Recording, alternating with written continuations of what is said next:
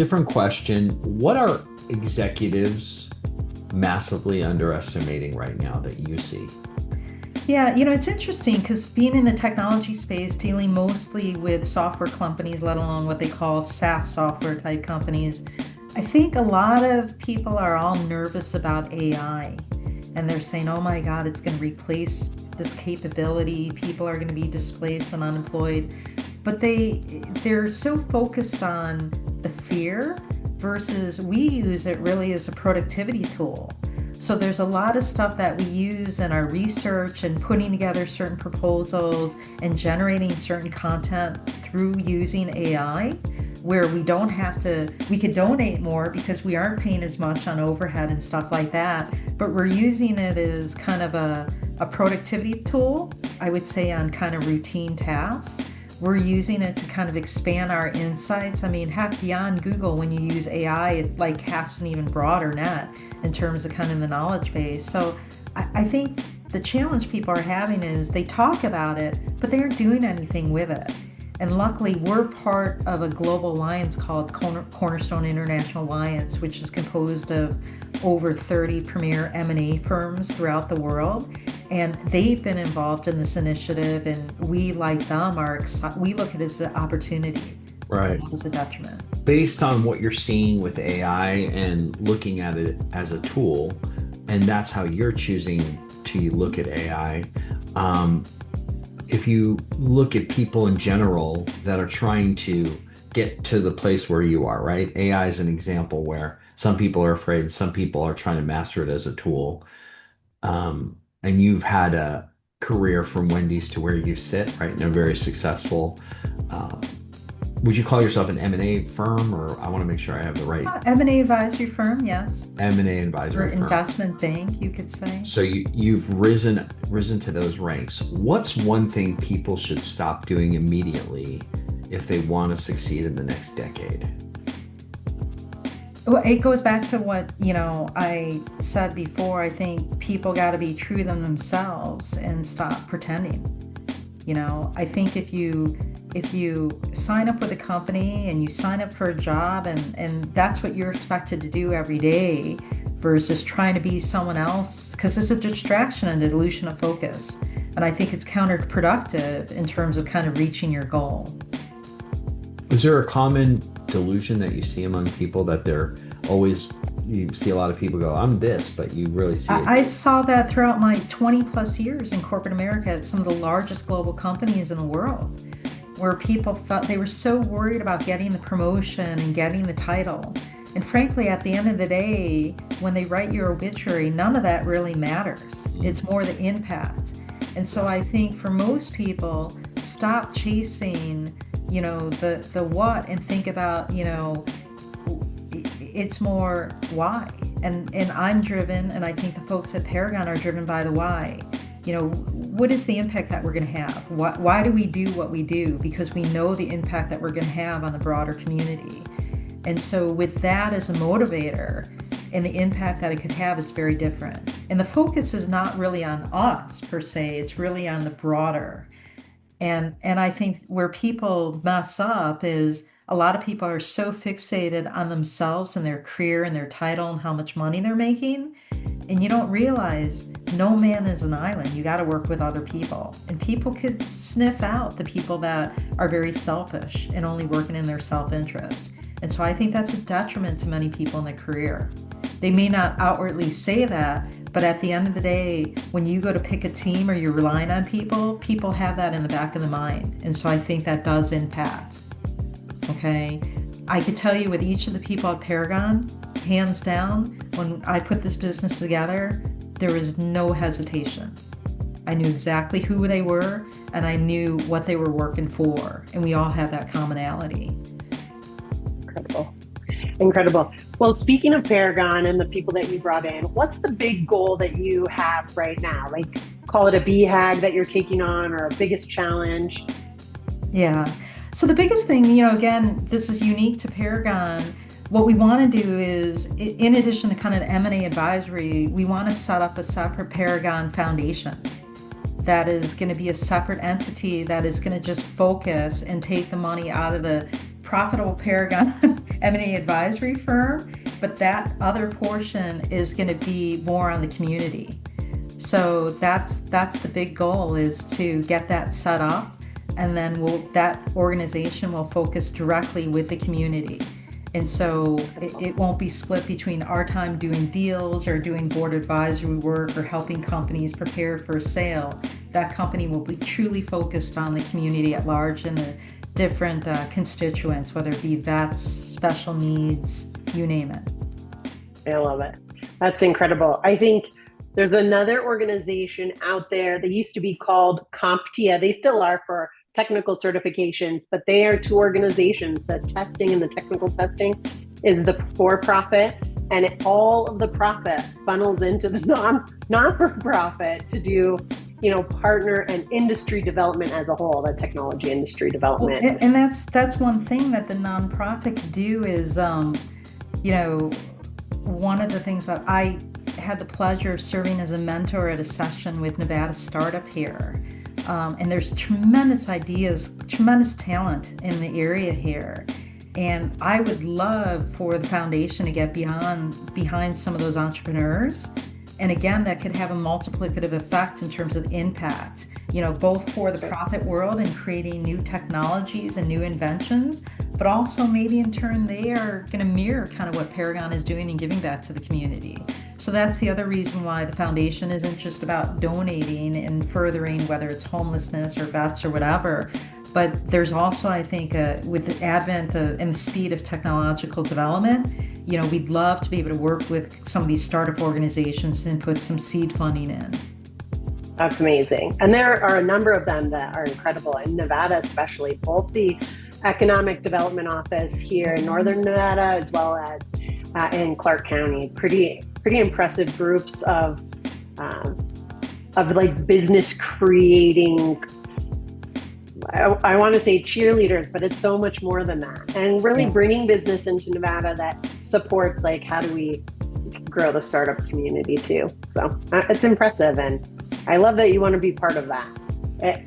I think, it's really interesting because now's the best time to be going in to do something new, as AI is really like the next industrial revolution it's kind of been compared to. So as a leader, especially in corporate America, but even as an M&A advisor, like, you're tasked with seeing around corners. And I love that's like a corporate speak for seeing the future. So what's a trend outside of AI or even inside of AI? What's a trend that you're watching closely, and how is it impacting the companies you serve? Yeah, so I mean, AI is one. Beyond AI, we're also looking at machine learning.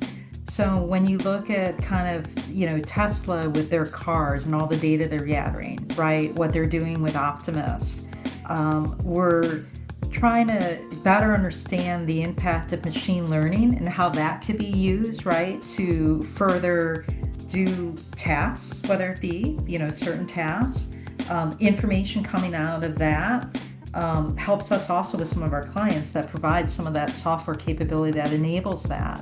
But that's another area that we're very interested in looking at and seeing what's going on. Because right now, it's definitely the next big step, right? In big data, if you will. That's what I was going to say. So, you had kind of the era of, first you had the connectivity, right, with the internet, then the gathering of that data.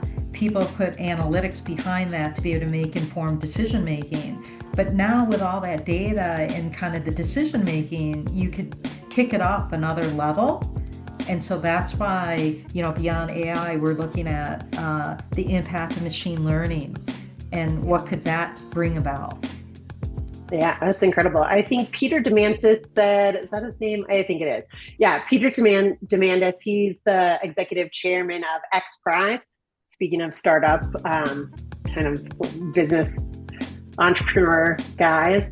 And he said AI will deliver wisdom in a recent article I read of his. And it's really interesting the way he defined wisdom, but it's essentially what you just said. It's taking advantage of machine learning data, and it's using it using a predictive algorithm with incredible accuracy. And right now it's already predicting with a 25% accuracy, which is very high. I mean, some of our best predictors in the world are much more accurate than that. Yeah, So we're yeah, close. We're close to the wisdom yeah, yeah. And they're portion. using it like in healthcare, right? To be able to get ahead and cure certain diseases that we've been challenged with. So all that knowledge, and one of the things that I would encourage the viewers, using this technology, you don't have to be a technology firm to be able to use it. I think that's where people don't really, there may be kind of a misconception.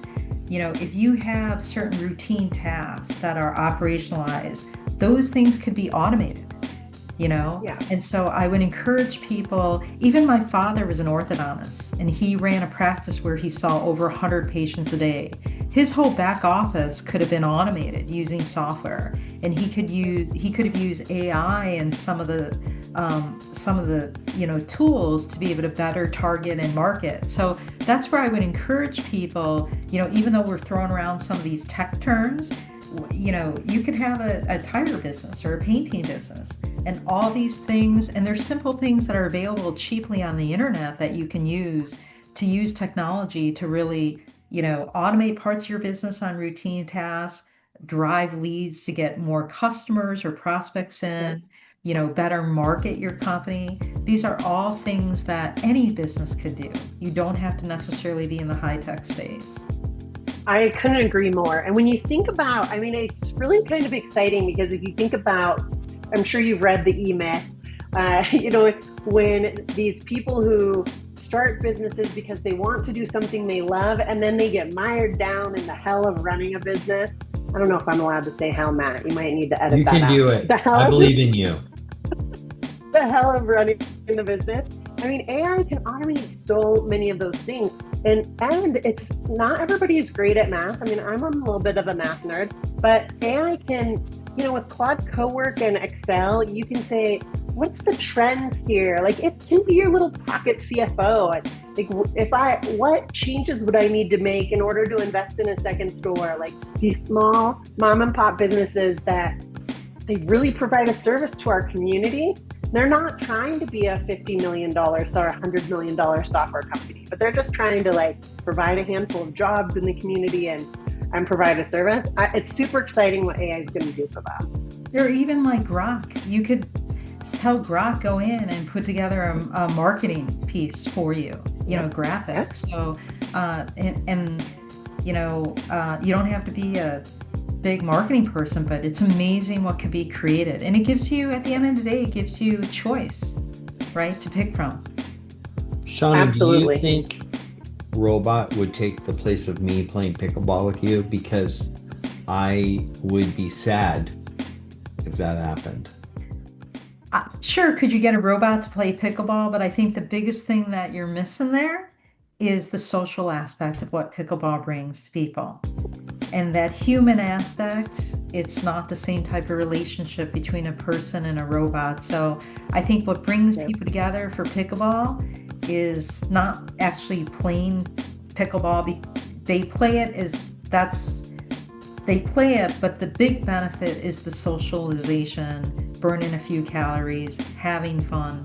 Those are all intrinsic things that no robot is going to be able to provide. Don't you forget that when But I'd use a robot to drill with. yeah, they are good to drill with. Okay. Okay, so less pickleball, more Speaking you. of drilling, Yeah, speaking of drilling, what's the riskiest decision you've made in your career, and how did it pay off? Well, the riskiest decision I made was, I was quite comfortable after a 20-year corporate career, and we sold my husband's business. And I had spent, even though I ran his business, which was a smaller software business, I had never started a business or really was affiliated with, I might have bought small businesses, but I was always with large corporations. So frankly, the biggest risk was me saying, hey, I'm going to start Paragon Software Advisors, because I had always walked into an established situation, and here I had to learn how to put together articles of incorporation, a board, my license, all these different things that I didn't know. And again, I use technology to inform myself to be able to do this, by the way. And I put money in thinking hopefully this will take off. So that was probably the biggest risk that I took in trying to do this.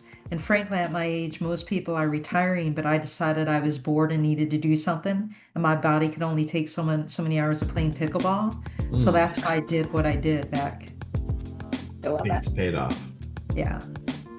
I always say my retirement plan was to create my own business, which and that I was going to retire 50. And both of those things are in flight. Turned 50, started my own business. And then it doesn't feel like work. It feels like what else can I do? Well, it's fun. So fun. Yeah. And then frankly, the biggest risk, because I always contemplated having been a M&A person for the bulk of my career, I've done over $20 billion worth of deals across 5 continents. I saw so many bad things being done by deal people. The biggest risk, frankly, is if I didn't do anything, knowing what needed to be done. And the fact that so many of these small business entrepreneurs were being misrepresented or poorly represented by people that just were horrible business brokers or bad M&A advisors, and they only cared about the fees. Our fee structure is one where we get paid when you get paid. And so as a result of that, I'm willing to bet on our credentials and our capabilities. So that, I think the biggest risk from my mind is if we didn't do anything. I love it. Well, and just that you're out there for these small businesses, and by small business, not just small business, right? We're below Fortune 500 companies that need some. Oh, no. We usually deal with businesses that are anywhere from small as like $1 million. Most of them are probably north of 2 million up to 20 million. But listen, there are companies that we work with that are still in startup phase, but we know in 2 or 3 years, we're mentoring them for free. We're going to get them to that point. It's more kind of what interests us and everything. And they couldn't afford to go out and hire a consultant or stuff like that. We pick our clients, and we're happy to do that for people. We can't do it for everyone. There's only so much time. With AI, maybe you could create AI coaches of yourself, your AI, Shaunna AI clone. If you're actually interested in an AI clone, we should talk later.